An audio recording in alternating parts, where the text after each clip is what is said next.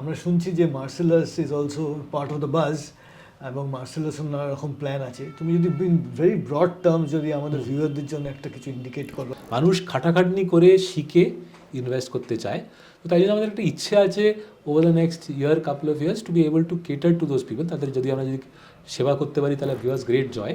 তো চেষ্টা করবো, রেগুলেটরের কাছে আমরা গেছি যে একটা যদি মিউচুয়াল ফান্ড লাইসেন্স যদি রেগুলেটর দেয়, তাহলে ওই যে পাবলিকরা কফি ক্যান ইনভেস্টিং বইটা কিনেছিল তাদের গিয়ে আমরা বলবো আমাদের মিউচুয়াল ফান্ডে আপনারা ভেবেচিন্তে যদি ইনভেস্ট করতে পারেন ভালো হয়।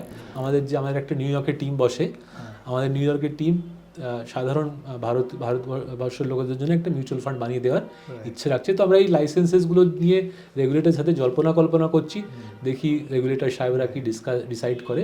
যদি ওরা লাইসেন্স দেয় তাহলে খুব ভালো মজা হবে, গিয়ে পুরো দেশের যে সাধারণ জনতা তাদের আমরা বোথ ইন্ডিয়াতে ইনভেস্ট করতে সাহায্য করতে চাই আর রেস্ট অফ দ্য ওয়ার্ল্ড।